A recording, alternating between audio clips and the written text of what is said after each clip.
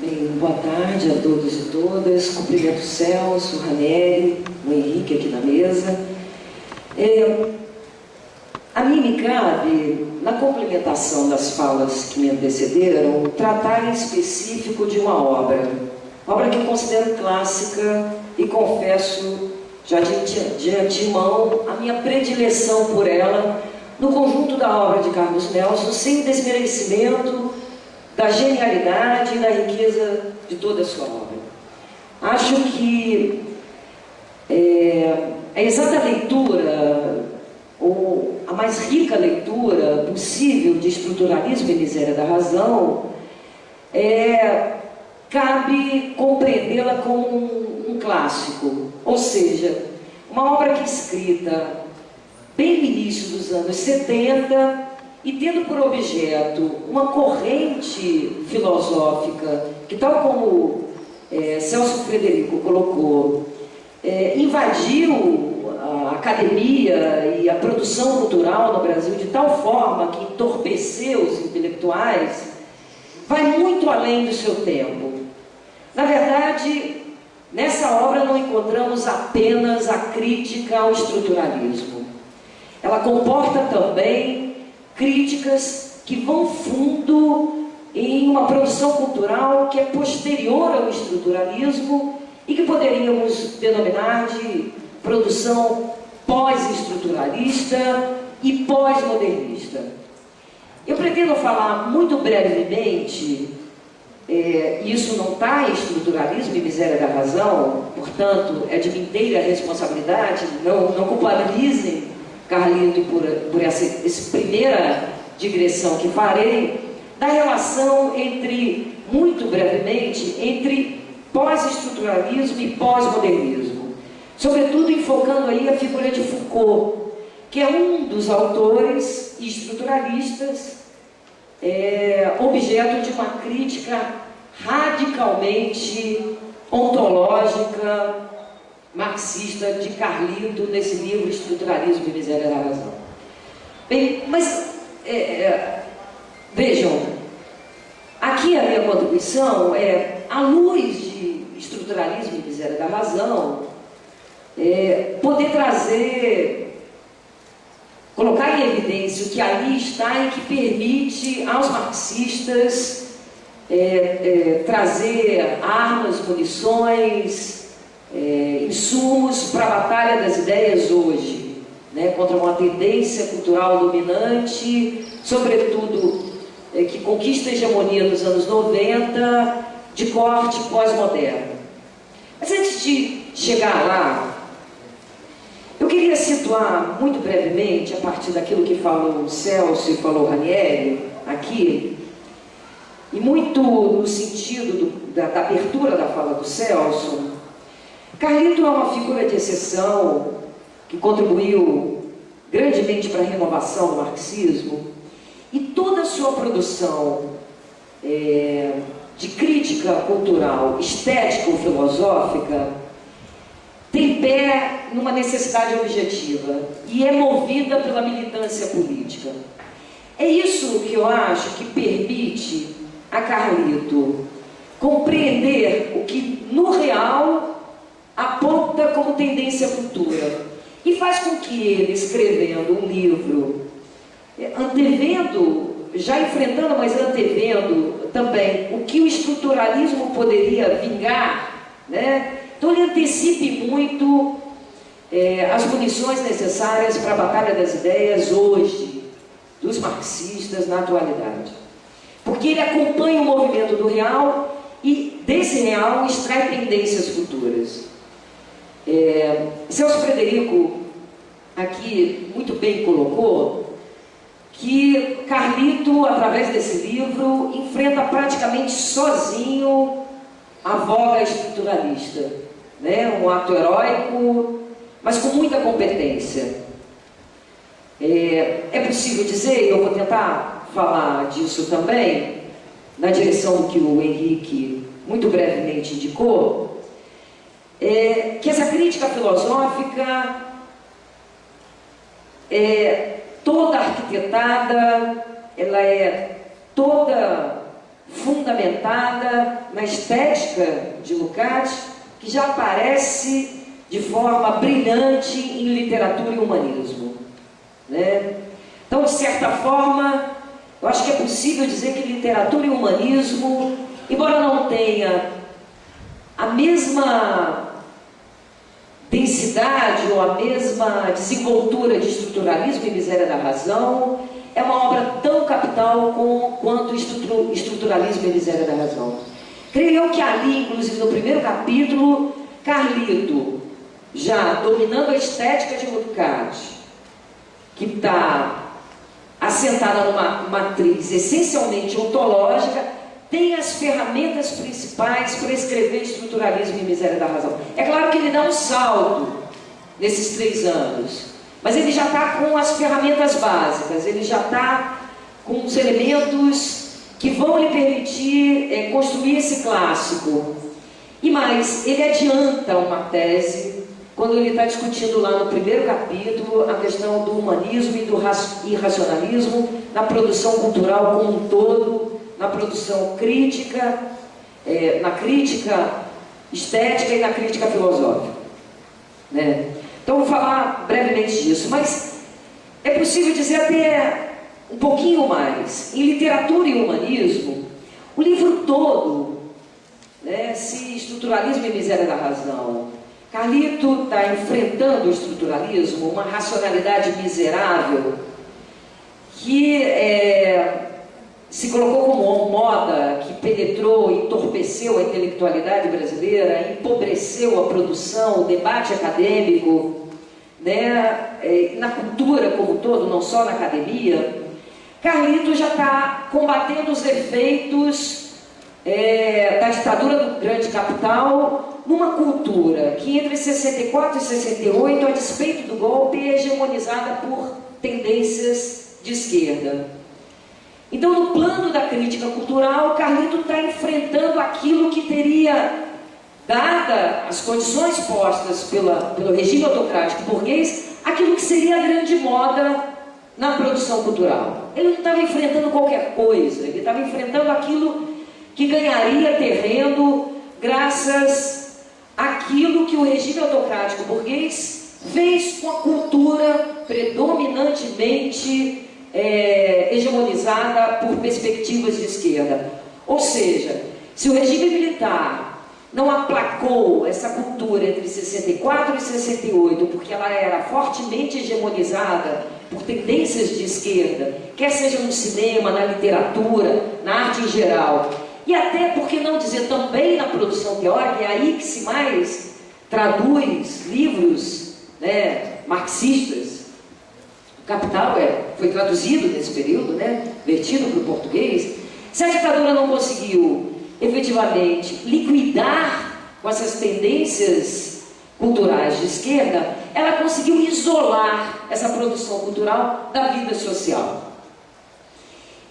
E isso levou não só, por um lado, a alimentar uma produção cultural que no plano filosófico aponta a hegemonia, o domínio de uma razão miserável estruturalista, no plano estético, a arte de vanguarda.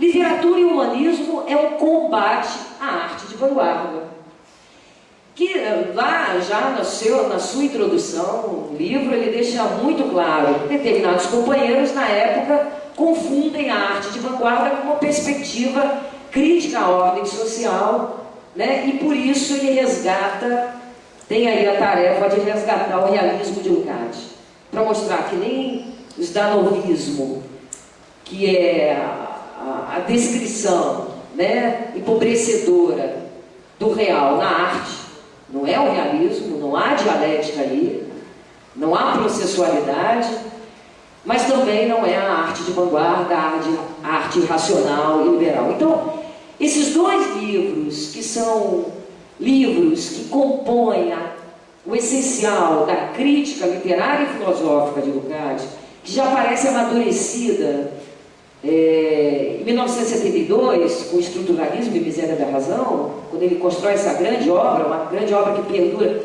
grande porque perdura até hoje, nos serve de munição até hoje, ele está empreendendo batalhas concretas, reais, né? Alimentado pela necessidade do objeto, pela dinâmica do objeto e pela militância política.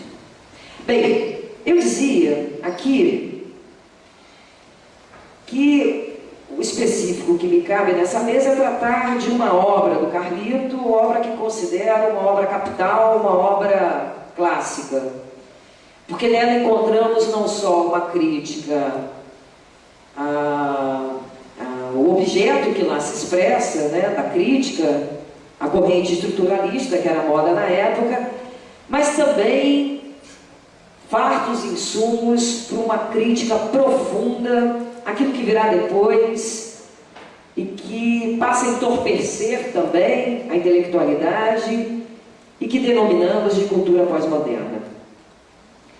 E isso, sobretudo, fica evidente quando consideramos a crítica de Carlito a Foucault e consideramos o que significa Foucault para o pós-modernismo. Não sei se Carlito estaria de acordo com essa tese.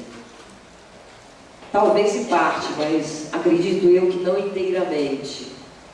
Se der tempo, eu vou falar um pouco disso. O prefácio da segunda edição de Estruturalismo e Miséria da Razão, Carlito coloca claramente que ele não leu, não submeteu ao exame rigoroso, não estudou as mudanças desses pensadores estruturalistas após a publicação de Estruturalismo e Miséria da Razão, né?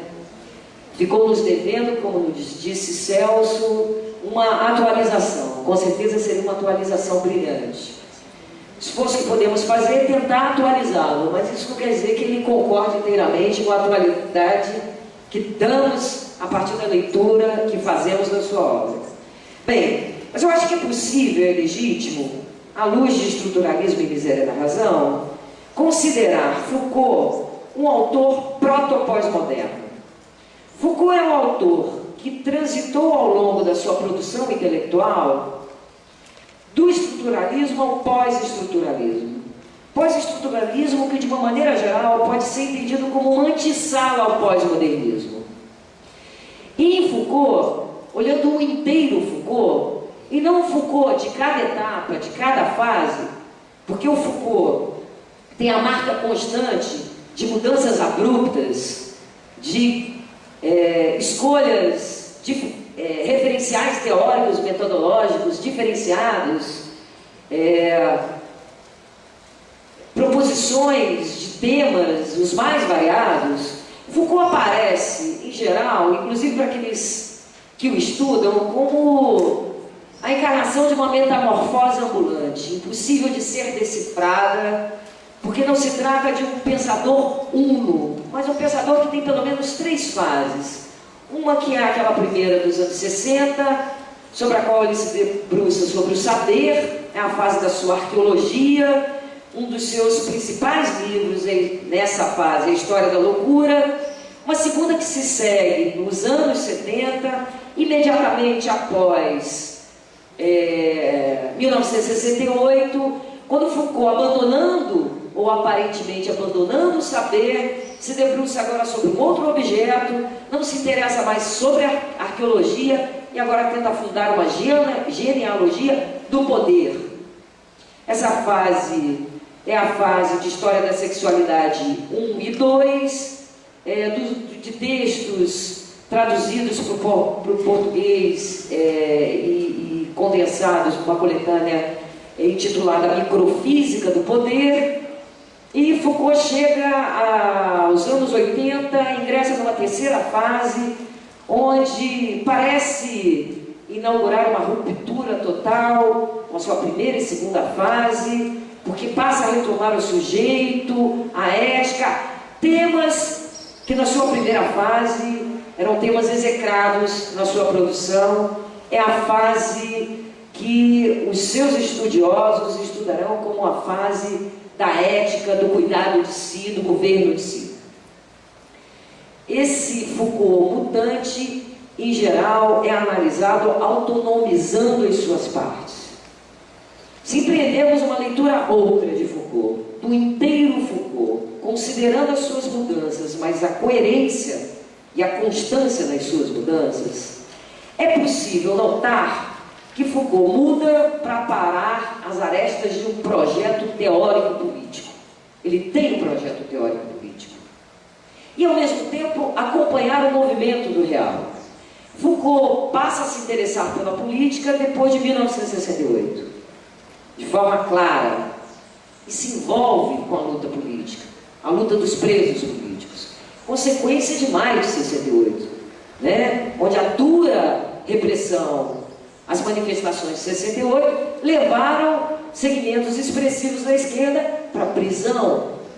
Então, trazer conteúdos do campo da esquerda para problematizar essa instituição carcerária passa a ser uma tarefa para a esquerda como um todo, passa a ser a tarefa também para Foucault, que é um pensador de esquerda, mas uma esquerda sui generis, se considerarmos a esquerda com o seu conjunto de tradições, instrumentos e referenciais teóricos do século XIX e grande parte do século XX. Trata-se de uma esquerda que não acredita mais na revolução, né? Uma esquerda marcada por um visceral anticomunismo e uma esquerda que vai buscar aí na luta contra a ordem social outros sujeitos que não a classe operária, mas sujeitos que estão na margem. Foucault é a clara expressão dessa esquerda não revolucionária, mas que aposta na transgressão. Então esse é um dos elementos do seu projeto teórico-político, né? Transitar da revolução para a transgressão. Seu segundo elemento é o legado que ele traz de Nietzsche. Foucault é um continuador do pensamento de Nietzsche, que buscará inserir no campo da esquerda o pensamento nietzschiano. Então, esse é o segundo elemento do projeto teórico-político de Foucault, que é o irracionalismo. Então, o projeto teórico-político de Foucault, que foi um projeto não só de Foucault, mas de outros pensadores da sua geração, mas que Foucault o executa com mais habilidade, digamos assim, é inserir no campo da teoria e da prática de esquerda o irracionalismo e a transgressão. Em Foucault, esse projeto teórico-político permitiu que Foucault adiantasse muito o conteúdo pós-moderno, sem efetivamente ter a forma que conhecemos do pós-modernismo. Por isso nós podemos chamar o Foucault muito mais de um pensador proto-pós-moderno do que propriamente um pensador pós-moderno. Quem procurar em Foucault propriamente aquilo que caracteriza a forma mais clara da cultura pós-moderna, certamente não encontrará. Talvez encontre o conteúdo, certamente encontrará o conteúdo, mas não necessariamente a forma. Deixe eu me fazer um pouco mais clara. Em Foucault, vocês não encontrarão, por exemplo, a tese do fim da modernidade, mas encontrarão em todos os seus livros uma crítica mortais à modernidade. Todos. História da loucura, Vigiar e Punir, quem está na berlinda é a modernidade. Então, muito embora ele não fale do fim da modernidade, ele eclipsa a modernidade através de uma crítica mordaz à modernidade. Foucault não cultua, não afirma, não professa em torno do sujeito descentrado, que é um dos elementos claros do discurso pós-moderno. Um sujeito que é múltiplo, um sujeito que não tem identidade própria, que não tem coerência, né? Um sujeito que reúne na sua biografia vários sujeitos. Mas o Foucault é, na sua encarnação teórica, a figura desse sujeito descentrado, que ora é arqueológico, depois deixa de ser arqueológico para ser genealógico, e depois deixa de ser genealógico para ser o autor que vai pensar o cuidado de si, a ética de si, e que gostava de brincar com essa mudança constante de objetos, de referenciais, e que gostava de confundir. Nas entrevistas que deu, nas cartas que trocou, ele dizia que gostava de estar no tabuleiro do jogo político nas suas mais diversas posições. E que qualquer tentativa de identificá-lo com uma posição teórica ou uma posição política falhava. E que ele adoraria ter escrito livros que surgissem como telegramas ou cartas-bomba, que depois de lidos explodissem e não deixassem rastro. Ora, essa é a encarnação pura do sujeito esquizoide pós-moderno, embora ele nunca houvesse professado, houvesse defendido esse sujeito descentrado que os autores pós-modernos fazem na atualidade. Portanto, acredito que, por esses dois elementos, é possível chamar Foucault de um pensador proto-pós-moderno. Não há o pós-modernismo na forma, mas há o pós-modernismo no conteúdo. Foucault traz um projeto teórico-político que consubstancia, que matriza as diferentes perspectivas pós-modernas.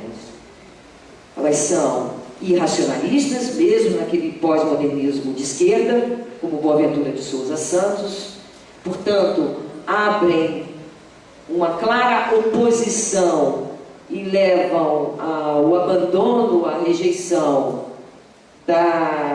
dos três núcleos fundamentais do legado iluminista, da filosofia clássica, do ponto máximo que foi Hegel, o humanismo, o historicismo objetivo e a dialética, e se apoiam no irracionalismo e, ao invés do horizonte da revolução, trazem a transgressão. E Foucault, nesse sentido, com esses dois elementos, pode ser, portanto, concebido como aquele autor que preparará o terreno para que, posteriormente, a edificação pós-moderna possa se dar. Ele ali sedimentará o terreno de uma posterior edificação pós-moderna. Bem, esse em termos gerais, muito rápido, que podemos falar da relação entre pós-estruturalismo e pós-modernismo, tendo Foucault como centro. Voltando para estruturalismo e miséria da razão, e voltando lá para Carlito, o que há sobre Foucault que permite nos municiar de elementos para fazer a crítica ao pós-modernismo? Sem sombra de dúvida, são as correções à crítica a Foucault. Muito embora o próprio Carlito reconheça que não foi além da produção Foucaultiana dos anos 60, não enfrentou o Foucault da genealogia, nem Foucault da ética de si, é possível dizer, olhando inteiro o Foucault, que a despeito das suas mudanças, o Foucault, caracterizado pelo Carlos Nelson, estruturalismo e miséria da razão, é a expressão mais radical da perspectiva agnóstica do estruturalismo. Ou seja, lá em Estruturalismo e Miséria da Razão, olhando apenas a arqueologia, Carlos Nelson Coutinho acerta ao dizer que do conjunto dos estruturalistas estudados, Foucault é aquele que tem a versão da razão miserável mais acentuada. E que essa versão mais acentuada da miséria da razão leva Foucault a conduzir o seu anti-humanismo a um extremo com propósitos políticos, né? Não se tem ali apenas uma perspectiva teórica anti-humanista. Há ali o caroço de um projeto político com um claro horizonte anti-humanista. A ponto do Carlito também dizer, se a conjuntura não mudar, né? Se essa conjuntura que ele está se debruçando nos anos 70 não mudar, o Foucault certamente será o profeta da barbárie, do mundo da barbárie, de um mundo inteiramente manipulado. Eu vou voltar um pouquinho a isso depois. Eu acho que o Carlinhos está certo nesse ponto. Acho que ele não concorda, porque no prefácio da segunda edição ele diz que nesse ponto ele não acerta, mas eu acho que ele acerta, né? Então assim, Carlito acerta ao dizer que o Foucault da arqueologia radicalizou aquela razão miserável do conjunto dos estruturalistas, porque Foucault, mesmo nas outras fases, continua a ser um profundo pensador agnóstico. Em nenhum momento o Foucault revê o seu agnosticismo ou tenta retirar a razão desse limbo miserável que ele colocou, sobretudo em 1966, com as palavras e as coisas. Eu acho que ali já há o germe do projeto todo de Foucault. É sobretudo ali que ele busca resgatar Nietzsche para uma cultura progressista, um mundo que não é de Nietzsche. Bem, então, em primeiro lugar, Carlito acerta porque Foucault muda, continuando a ser esse exemplar claro de uma acentuada razão miserável. Mas acerta também, sobretudo, porque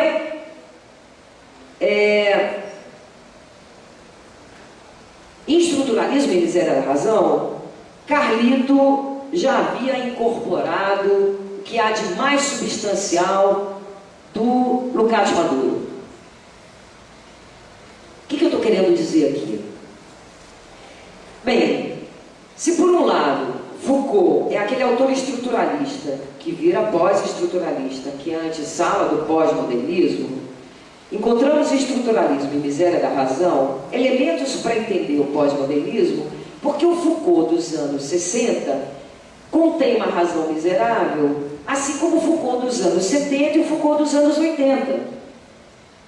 Então, Estruturalismo e Miséria da Razão é fundamental hoje para entender o pós-modernismo, porque do conjunto de autores maiores estruturalistas que impactarão a esquerda nos anos 70, Carlos Nelson Coutinho estuda Foucault. Se ele estudasse outro autor, talvez ele não tivesse esses elementos da razão miserável, do agnosticismo, né?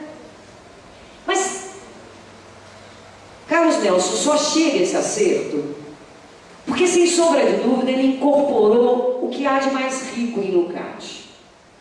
Ele incorporou uma análise ontológica de Marx que lhe permitirá se contrapor à perspectiva epistemológica do estruturalismo. E é aí que ele acerta na leitura a Foucault.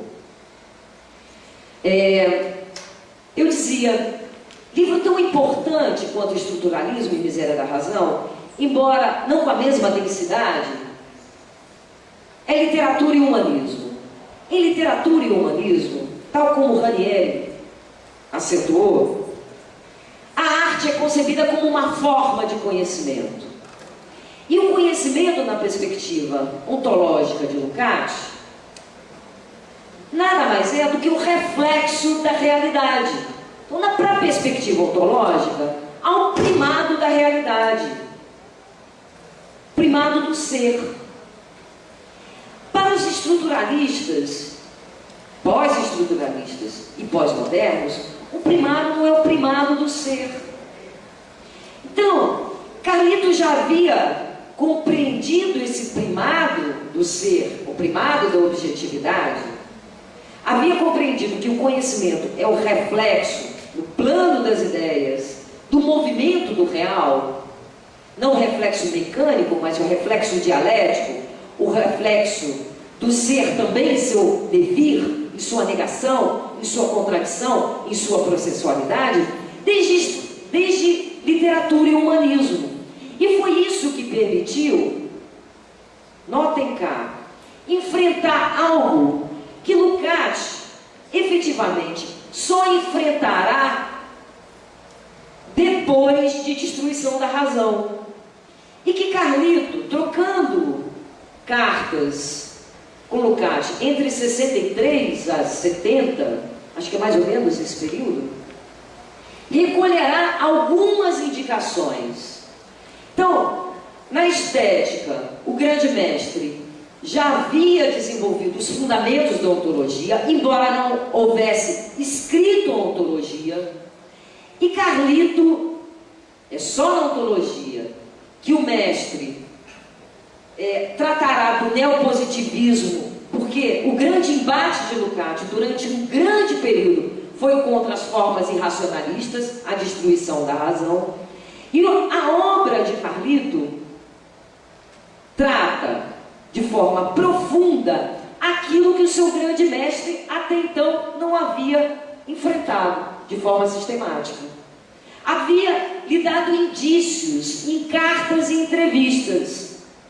É aí que está a originalidade de Carlos Nelson, a categoria miséria da razão. Vocês podem vasculhar Lukács, não a encontrarão. Essa é uma elaboração própria de Carlos Nelson, mas mais do que isso, Lukács havia percebido que das duas expressões, no plano da produção de conhecimento, da produção filosófica, da produção estética, após 1848, a burguesia redundaria em formas decadentes.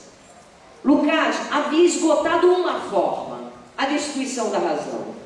A outra, que Carlito nomina de miséria da razão, Lukács vai retomar bem depois, quando está escrevendo a sua ontologia, mas ainda não a desenvolveu. E Carlito a desenvolve a partir das indicações muito esparsas. Vejam, é de uma genialidade, é de uma criatividade ímpar. Ele foi além do seu mestre, em convergência com o seu mestre, né? Carlito, ao mesmo tempo, explora algo que ele já antevia em literatura e humanismo. Eu dizia, literatura e humanismo é uma obra que tem um objetivo muito concreto: enfrentar as expressões estéticas e racionalistas de vanguarda no Brasil, que estão emergindo, sobretudo após o golpe de 1964, e que estão inebriando a esquerda. Ele chama atenção para dizer: olha, camaradas, cuidado, essa expressão irracionalista na arte, ela não, embora ela comporte uma crítica à ordem social, ela é inócua, ela contém uma apologia indireta à ordem. Ele está bebendo do seu mestre, mas notem cá o que ele escreve no primeiro capítulo.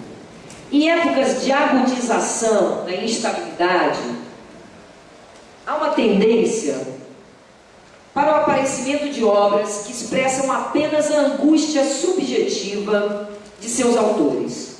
Em épocas de segurança, de estabilidade relativa, a angústia desaparece como fundamento subjetivo da vanguarda e esta cai em neonaturalismo, na descrição objetivista de um mundo de coisas fetichizadas e de homens coisificados.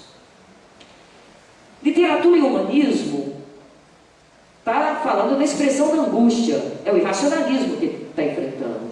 Estruturalismo e miséria da razão, a miséria da razão, a racionalidade agnóstica, a racionalidade própria dos modelos lógicos matemáticos, que considera pseudos problemas tudo aquilo que foge à racionalidade ancorada no cálculo, na decomposição, na descrição. Esse agnosticismo, que ele já identifica aqui, predominante em épocas de segurança, é o estruturalismo, que no Brasil a moda eclode até com certo retardo. Se considerarmos toda a pesquisa histórica de François Doucet, História do Estruturalismo, o estruturalismo é a grande onda filosófica que contaminará a Europa e, sobretudo, a França durante a era de ouro do capital.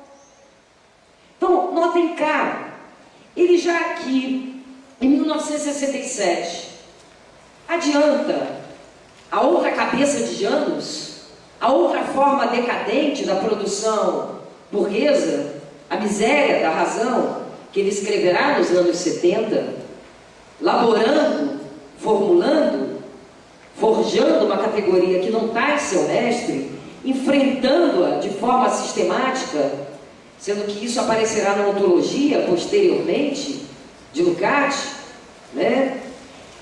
E trabalhando os nexos entre a produção filosófica e também a economia. Carlito aqui, já em germe e de forma desenvolvida em Estruturalismo e Miséria da Razão, nos traz um veio profícuo, sobretudo para a análise crítica marxista da cultura pós-moderna, que acho que ainda é muito pouco explorado por nós, que as conexões entre a economia e a produção filosófica pós-moderna.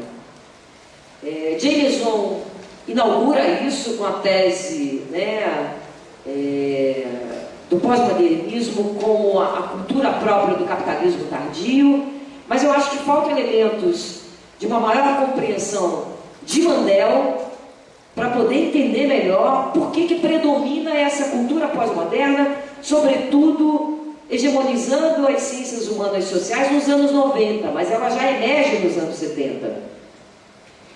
E Estruturalismo e Miséria da Razão explorará, a partir das entrevistas de Lukács, a relação entre essa racionalidade miserável e aquilo que vai ser uma característica básica do capitalismo tardio, acentuada por Lukács nas suas entrevistas e depois tratada na sua ontologia, entre o capitalismo tardio e um sistema de manipulação, que acho que tem perfeita sintonia com a leitura de Mandel do capitalismo tardio. Porque se trata, para Lukács, de entender o capitalismo, né, sobretudo dos anos 60 em diante, mas a gente poderia dizer um pouco o germe disso está no pós-segunda guerra, se torna mais claro dos anos 60 em diante, e que significa um aprofundamento, um espraiamento do capitalismo pela esfera da circulação, pelo consumo, erigindo um sistema de manipulação da conduta dos indivíduos, próprio da lógica da venda da mercadoria e que requer um emprego da racionalidade burocrática. Daí a dominância de uma racionalidade miserável, né? Se aproximarmos essa tese de Lukács da análise de Mandel, isso ganha mais densidade com aquilo que o Mandel chama de supercapitalização, né? Quer dizer, é a inteira industrialização da vida social que faz com que a forma mercadoria ingresse nos polos da vida social e estendendo o consumo, mas não propriamente expandindo o consumo, mas expandindo uma ideologia do consumo, para a qual é fundamental a manipulação, para a qual é fundamental a racionalidade miserável, para a qual é fundamental, né, essa racionalidade burocrática. Se juntarmos um pouco mais, né, com Lefebvre, com a ideia, né, da sociedade burocrática de consumo dirigido, não é isso? Onde ele vai dizer, dos anos 60 para cá, não é que a sociedade virou uma sociedade de consumo, há um limite estrutural à expansão do consumo na sociedade burguesa, limite que se põe lá nas relações de classe, né? O operariado tem um limite, mas é a expansão de uma ideologia do consumo que invade o cotidiano. Ora, se é isso, a gente vai entender por que o estruturalismo perdura como uma ideologia da racionalidade miserável, manipulatória, durante toda a Era de Ouro. E vai entender por que essa racionalidade miserável,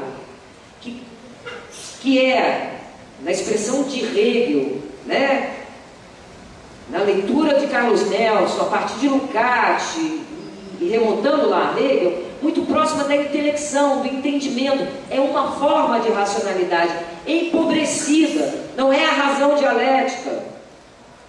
Essa racionalidade que penetra os poros da vida social, com a crise estrutural do capital, ela também entra em crise. E o autor que jogou a racionalidade miserável contra a razão miserável, melhor foi Foucault. Disso resultou a destruição da razão. Então Foucault é, ao mesmo tempo, aquele que mais eleva a racionalidade miserável, joga sobre o crivo de uma racionalidade miserável, aquela produção das ciências humanas e sociais, que tem a dominância da racionalidade miserável, e o que resulta é o irracionalismo. Então, ao elevar, ao acentuar o empobrecimento da razão, uma razão que não é dialética, o resultado é o irracionalismo. Bem, se é isso, se faz sentido essa tese, Carlito errou num ponto.